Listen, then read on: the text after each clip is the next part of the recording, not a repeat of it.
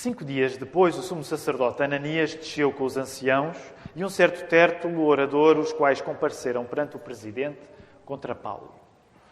E sendo chamado, Tértulo começou a acusá-lo, dizendo: visto como por ti temos tanta paz e por tua prudência se fazem a este povo muitos e louváveis serviços, sempre e em todo lugar, ó potentíssimo Félix, com todo o agradecimento o queremos reconhecer. Mas para que não te detenha muito, rogo-te que, conforme a tua equidade, nos ouças por pouco tempo. Temos achado que este homem é uma peste, promotor de sedições entre todos os judeus, por todo o mundo, e o principal defensor da seita dos nazarenos, o qual intentou também profanar o templo, e por isso o prendemos e, conforme a nossa lei, o quisemos julgar. Mas, sobrevindo o tribuno Lísias, nulo tirou dentre as mãos com grande violência, mandando aos seus acusadores que viessem a ti, e dele tu mesmo, examinando, poderás entender tudo o que o acusamos. E também os judeus o acusavam, dizendo serem estas coisas assim.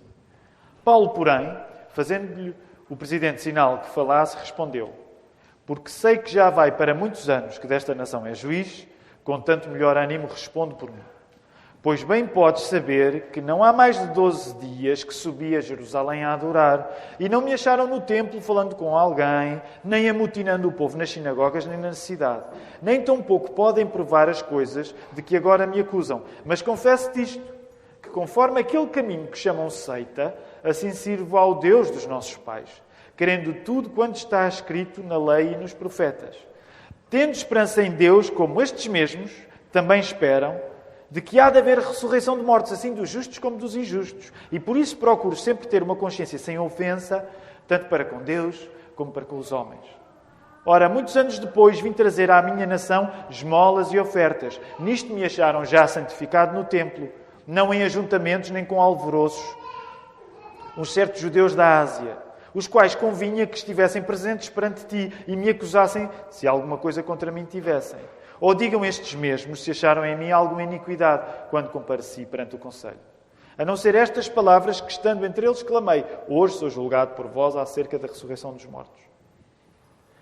Então Félix, havendo ouvido estas coisas, lhes pôs dilação, dizendo: havendo-me informado melhor deste caminho, quando o tribuno Lísias estiver descido, então tomarei inteiro conhecimento dos vossos negócios. E mandou ao centurião que o guardassem em prisão, tratando-o com brandura, e que a ninguém dos seus proibisse servi-lo ou vir a ter com ele. E alguns dias depois, vindo Félix com a sua mulher Drusila, que era judia, mandou chamar a Paulo e ouviu acerca da fé em Cristo. E tratando ele da justiça, da temperança e do juízo vindouro, Félix, espavorido, respondeu: por agora vai-te, em tendo oportunidade te chamarei. Esperando ao mesmo tempo que Paulo lhe desse dinheiro para que o soltasse, pelo que também muitas vezes o mandava chamar e falava com ele. Mas passados 2 anos, Félix teve por sucessor a Pórcio Festo e, querendo Félix comprazer aos judeus, deixou a Paulo preso. Ainda antes de nos sentarmos, mais ou menos nas redondezas desta ocasião, em cultos normais nós tínhamos oportunidade para nos saudarmos uns aos outros. Agora não o podemos fazer, mas estamos agora a testar um modelo intermédio em que olhamos uns para os outros, sem faltar muito à lei. Se quiser tirar a máscara e mandar um sorriso, acho que pode, acho que é possível, e pode eventualmente até exprimir abraços. Por exemplo, se eu olhar para o Nando e fizer assim, é um abraço muito apertado. Façam como quiserem, está bem? Mas olhem uns para os outros, comuniquem visualmente a alegria que é estarmos juntos. Os irmãos que não gostavam deste momento estão todos contentes desde que o coronavírus chegou. Podemos ficar sentados.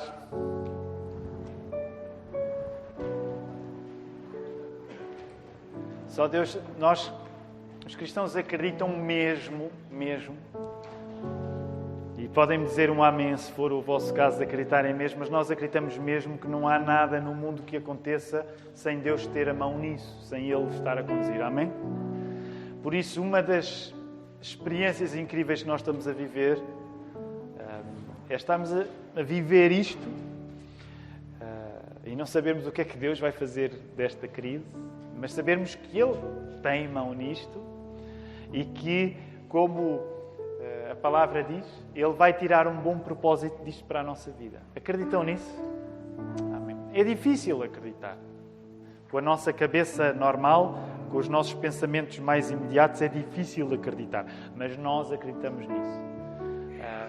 E por isso, eu acredito que, ao pregar-vos o sermão de hoje, Deus está a usar todas as circunstâncias, todas, independentemente de quão estranhas elas possam parecer, para que a palavra, ao ser o nosso alimento nesta manhã, ela possa encher o nosso coração, ela possa nos colocar no caminho certo, ela possa servir para nós descobrirmos a nossa vida real, que às vezes não é bem a vida que nós julgamos que estamos a viver.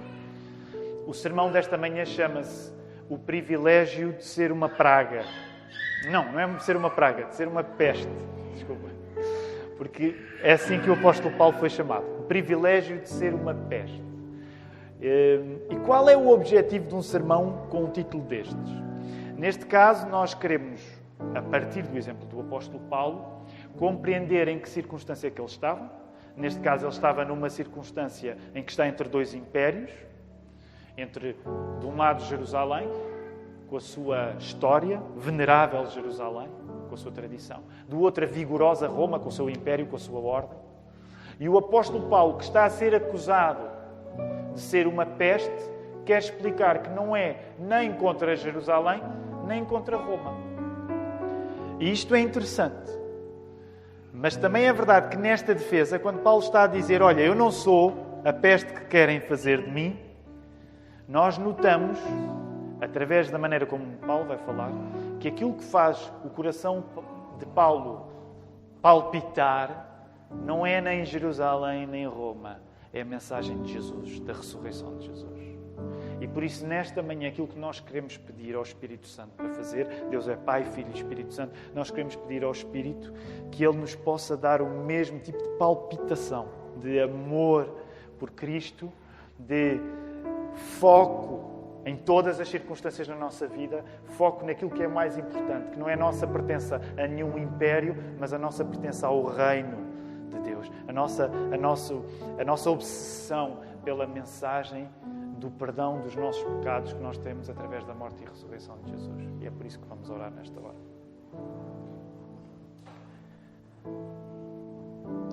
Deus Pai, nós reconhecemos que é fácil nós ganharmos um encanto no nosso coração por pertencermos a muitos impérios que não o Teu reino.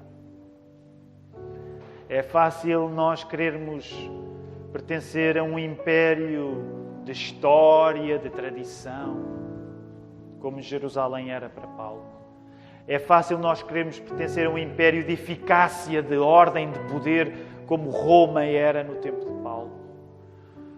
E a verdade é que acreditamos até que Tu não nos colocas necessariamente contra a nossa história, contra a ordem do sistema político em que nós vivemos, mas é verdade que Tu desejas que nós nos preenchamos, não nem numa coisa, nem noutra, mas no Teu reino, naquilo que Jesus fez por nós, no modo como temos uma nova identidade nisso. E por isso nós, nesta hora, queremos Te pedir que Tu nos ajudes a que no final da exposição da palavra nós estejamos mais cheios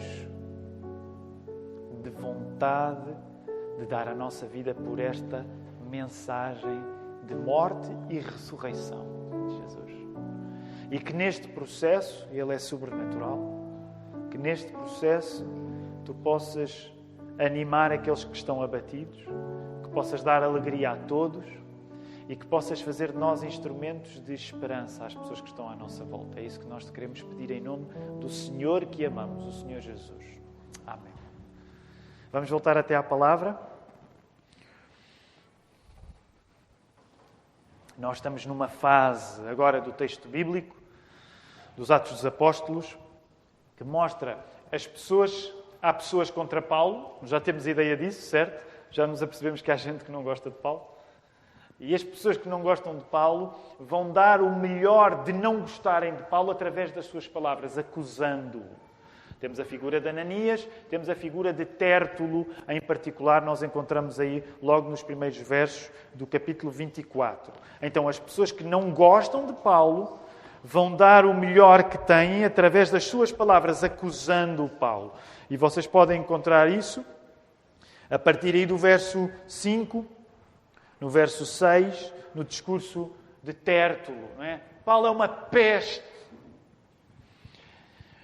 Ao mesmo tempo, a esta ocasião da ação, o apóstolo Paulo também vai dar o melhor que tem a defender-se. Portanto, se de um lado as pessoas que acusam Paulo, as pessoas que odeiam Paulo, vão usar o melhor das suas palavras para acusá-lo, do outro nós vemos, a partir do verso 10, Paulo a defender-se, a usar da sua melhor retórica, a usar do seu melhor discurso para explicar que ele não é a peste que os adversários dele querem fazer dele. Então, isto significa que a esta altura do texto bíblico, a palavra é a ação mais radical usada pelas pessoas que odeiam Paulo e a palavra também é a ação mais radical usada pelo próprio Paulo. A palavra vai ser usada para acusar, a palavra vai ser usada para defender, mas no final temos um momento ainda mais interessante, e é aí que depois queremos colocar a nossa esperança, que é quando a palavra, depois de ser usada como acusação, depois de ser usada como defesa, a palavra vai ser usada como proclamação de Cristo. E o meu propósito é que nós, numa altura em que o texto torna a palavra a ação mais radical, portanto, as pessoas que odeiam Paulo vão dar o melhor no seu discurso, o próprio Paulo vai dar o melhor no seu discurso para se defender. Portanto, eu gostaria que nós começássemos já, nesta hora, a abrir o nosso coração para o Espírito Santo para podermos assumir este exercício espiritual nesta manhã.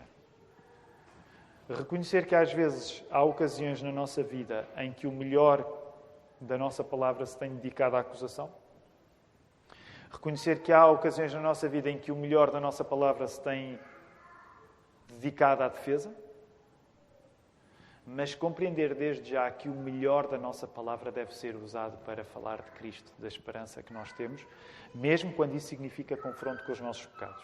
Portanto, nesta hora, aquilo que gostava desde já ir-te avisando é: abre o teu coração para, através da pregação de Cristo na palavra, tu possas considerar se não tens dedicado o melhor das tuas palavras ou o melhor da tua vida a acusar, como Tértulo acusou, ou se não tens dedicado o melhor da tua vida através das tuas palavras e não só a defender-te.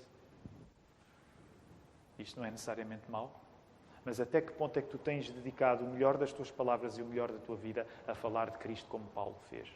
É este o exercício que nós precisamos fazer nesta manhã. Paulo é um homem entre dois impérios. Eu creio que nenhum de nós viveu circunstâncias semelhantes às que Paulo está a viver agora. Como já vos mencionei, de um lado ele tem a venerável de Jerusalém, com toda a sua tradição, com todo o peso do judaísmo. Ele que tinha dito, vimos na semana passada, ele é fariseu, filho de fariseus. Não é? Todo aquele peso da tradição, da história. Do outro lado está Roma, o Império Romano, um império incrível. Ainda ontem a família Cavaco via um documentário, não muito cristão, por sinal, um documentário que está na Netflix acerca de desportos fora do comum. Já viste, Nando? Então, já viste? O primeiro episódio é sobre o calcio storico. Não sei se é assim que se diz, mas eu gosto de fingir que sei falar italiano. E é um tipo de futebol incrível, alguns de vocês já terão ouvido falar, que é o futebol original, em que basicamente há golos para meter na baliza, mas uma parte fundamental do jogo é pancada. Nunca ouviram? Nunca ouviram falar no calcio storico? E então estávamos a ver e estávamos impressionados com Florença, que é uma cidade maravilhosa. Já alguém visitou Florença aqui? Já, não é? É incrível, não é? Eu nunca lá fui, mas... E uma das coisas... Porquê é que estou a falar? Porquê é que estou a fazer esta voltinha no documentário da Netflix? Porque o Império Romano é incrível o que o Império Romano foi há 2000 anos e como aquilo que resta ainda dele nos consegue impressionar.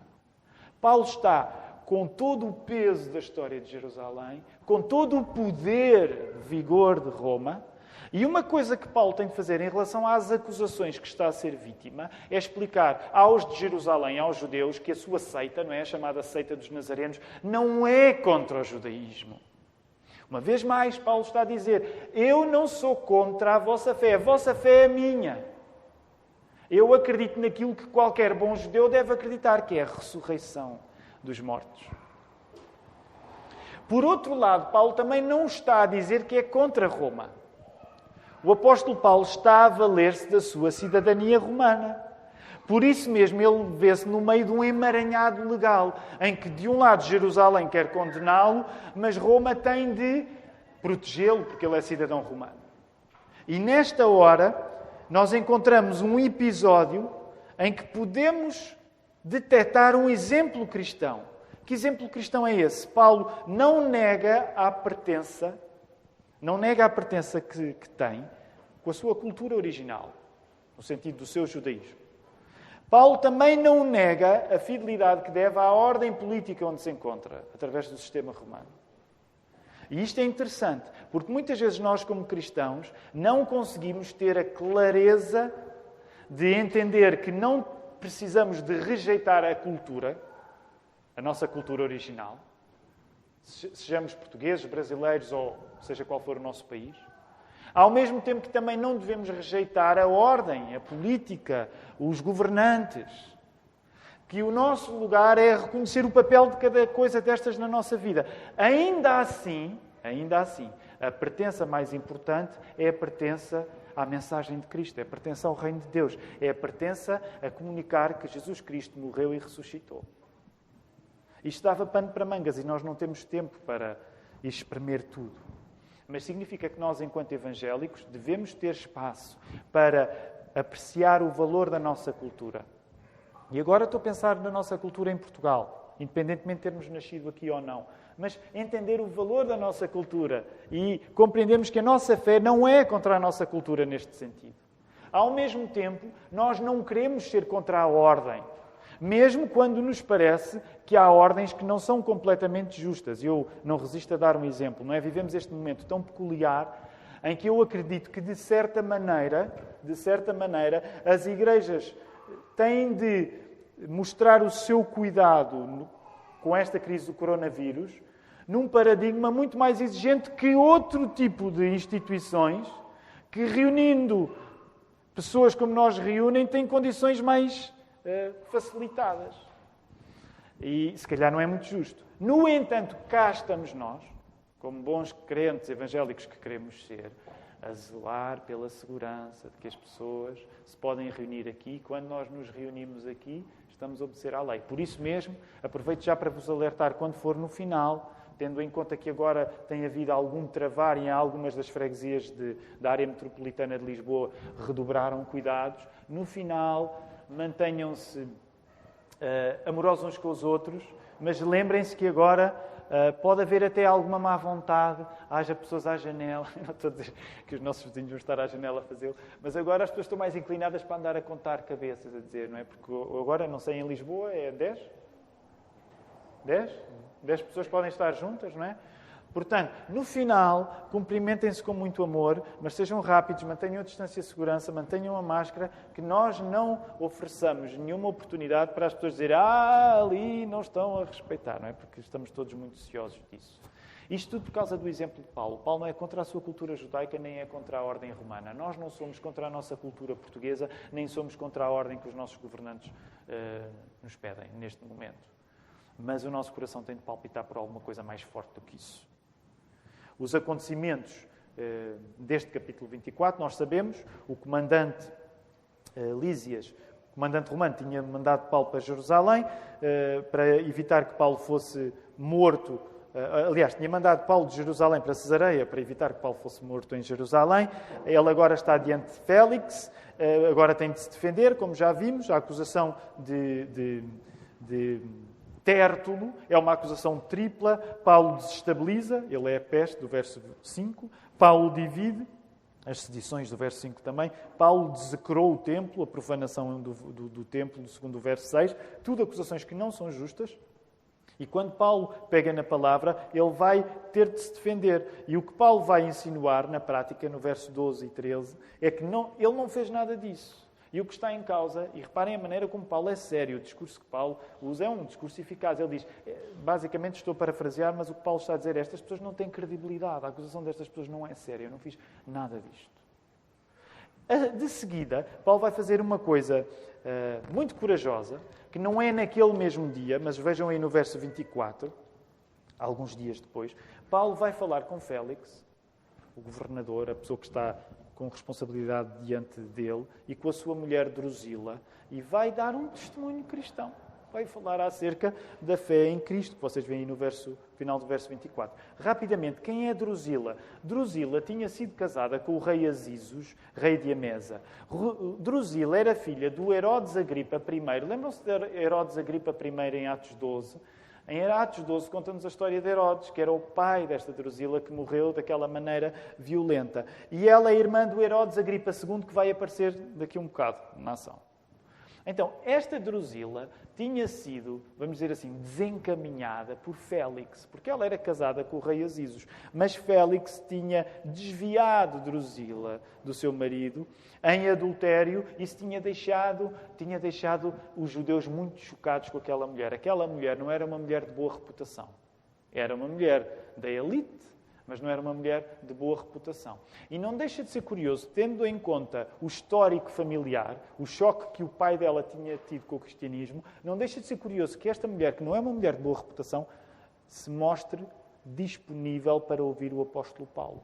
Aliás, curiosamente, quando nós chegamos aí ao verso 24, nós vemos que o apóstolo Paulo fala-lhes da fé que tem em Cristo, e Paulo é incrível, porque o mais fácil seria, vou dizer aqui alguma coisa que me faça ficar bem visto diante de Félix.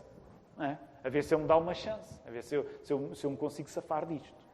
E o que é que o apóstolo Paulo faz? Reparem os três elementos do discurso do apóstolo Paulo no verso 25. Justiça, autocontrole e juízo vindouro.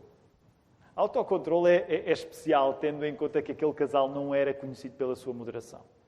O apóstolo Paulo não açucarou a sua mensagem do Evangelho para aquelas pessoas. Mas aquilo que Paulo pregou ao falar da fé em Cristo foi precisamente uma oportunidade de confrontar os pecados daquela mulher e daquele homem em particular. E por isso mesmo, o que é que nós vemos aí no verso 25? A expressão é interessante. Félix, espavorido, vai dizer uma coisa que o apóstolo Paulo passa a vida a ouvir no livro dos Atos dos Apóstolos, que é, ele diz alguma coisa e a determinada altura as pessoas dizem alto e para o baile. Não é? O que é que diz Félix, que ficou espavorido? Por agora vai-te. Como quem diz, já chega. Entendo-te a oportunidade, te chamarei. Certamente alguns de vocês já passaram por experiências assim na vida. Não a de estar preso e estarem a falar para um governador romano, mas a de estarem a falar na vossa fé e se calhar falaram com uma intensidade tal que a pessoa que vos está a ouvir disse, chega, por agora chega. Pelo sorriso da Vilma, presumo que ela sabe, que ela conhece essa experiência. Mas alguém além da Vilma, alguma vez falou de fé de uma maneira tão intensa que a pessoa disse, acho que é melhor terminarmos a conversa por aqui, ou olha, depois falamos noutra ocasião. Nunca ouviram isso? Alguns de nós, se calhar os mais intensos, já ouviram. Isto não quer dizer que nós tivemos a mesma sabedoria que o apóstolo Paulo tem, mas é interessante, porque é sinal que se o apóstolo Paulo, que é este missionário triunfal, se ele passou por tantas circunstâncias na vida em que as pessoas disseram, já chega, não te quero ouvir mais, é normal na vida de um cristão que nós passemos por circunstâncias semelhantes, em que as pessoas dizem, não te quero ouvir mais. É por isso mesmo que nesta hora eu gostaria que nós entendêssemos o exemplo de Paulo e o pudéssemos aplicar à nossa vida. Reparem, que princípios é que nós encontramos neste texto e que devem guiar-nos, nós, hoje aqui, na realidade de 2020. Quero chamar-te a atenção para isto. Do mesmo modo como neste texto tu encontras as pessoas que são contra Paulo a darem o melhor de si, acusando através das suas palavras, e do mesmo modo que tu encontras neste texto o próprio Paulo a defender-se de acusações injustas através das palavras, eu acho que posso dizer isto desta maneira. Tu tens liberdade, enquanto cristão, para dares o melhor de ti em palavras também. E porquê é que nós valorizamos tanto a palavra? Porque como cristãos evangélicos nós sabemos que a palavra deu origem ao mundo. Quando a nossa vida não é marcada pela palavra, a nossa vida não é bem vida. É uma espécie, permita uma expressão, de subvida. Portanto, uma das lógicas que nós devemos compreender que está aqui a funcionar neste texto é como tudo foi feito pela palavra e como a palavra encarnou em Cristo, a nossa vida tem de ser marcada com a palavra ser um valor fundamental. Nós temos de levar a sério as palavras. E agora quero dizer-te uma coisa que às vezes é uma das confusões que nós podemos ter na nossa cabeça. Quando tu és acusado injustamente, tu tens, à luz deste texto e de outros, legitimidade para te defenderes. Lembram-se quando estudámos o Sermão do Monte, uma das coisas que tivemos de perceber naquelas palavras de Jesus acerca de oferecer a face, lembram-se de andar a segunda milha, é que isso não era contra a legitimidade da defesa de quem nós somos, a nossa integridade física e a integridade até do nosso bom nome.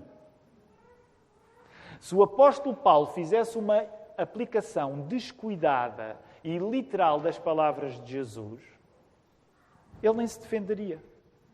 Tem de dar a outra face. Por isso mesmo, quando lemos aquelas palavras de Jesus, temos de compreender o contexto e toda a magnitude daquilo que está a ser dito. Uma das coisas que eu te quero dizer é, sim, certamente tu passas por circunstâncias na tua vida onde serás acusado injustamente e tens liberdade para defender. Tens toda a liberdade para defender. Paulo deu o melhor de si a defender-se. E Paulo foi agudo. Ele disse, estas pessoas nem sequer têm credibilidade. Quem me devia vir acusar eram os judeus da Ásia que nem sequer estão aqui para me acusar. Portanto, Paulo era ilustre usando a língua para dizer ou vocês me acusam como deve ser ou isto não vale a pena. Não é? Estou a parafrasear. E nós temos essa liberdade para nos defender. Mas também é verdade que é além disto que nós devemos ir. Infelizmente, nós muitas vezes estamos a gastar o melhor de nós, o melhor dos nossos recursos apenas a defender-nos. E já noutras ocasiões temos falado acerca disto. E o melhor de nós, o melhor dos nossos recursos não é para ser gasto apenas a defender-nos. Nós vemos que aquilo que é, de certa maneira, até mais agudo neste texto e nos outros dos Atos dos Apóstolos e toda a Bíblia, é não só quando Paulo se defende, mas quando Paulo fala de Cristo. Já pensaram nisto? Tu terias vontade, pensa isto, tu terias vontade na tua vida de falar de Cristo a pessoas de quem não gostas? Ou pessoas que não te estão a facilitar a vida? Quando nós estamos zangados com alguém, o primeiro sentimento que nos ocorre é estou cheio de vontade de falar-lhe de Cristo. Confessem, vocês são maus como eu sou. Às vezes, quando estamos zangados com alguém, nós pensamos, ainda bem que há um inferno. Que é para onde aquela pessoa certamente irá. Agora coloquem-se no lugar de Paulo. Paulo, diante de governantes. Sabem que é por isso que nós não devemos ler literatura cor-de-rosa. Os meus miúdos agora, o Joaquim em particular, gosta de, quando passamos à frente de bancas, de jornais, ele vai ver os títulos dos jornais desportivos, que é uma coisa que ele não tirou de mim, porque de facto eu não ligo a jornais desportivos. E eu fico assim meio hesitante, porque ao lado dos jornais desportivos está o novo namorado da atriz A, e eu fico a pensar, será que ele vai mesmo ler os jornais desportivos? Mas sabem, uma das razões que nós devemos evitar consumir literatura chamada cor-de-rosa é porque é fácil, quando nós olhamos para a vida dos poderosos, para a vida da elite, ganharmos até uma distância, até às vezes de desprezo pelas pessoas. E o que eu te quero dizer é que não me parece que Drusila fosse uma personagem assim tão distante daquelas que habitam a imprensa cor-de-rosa.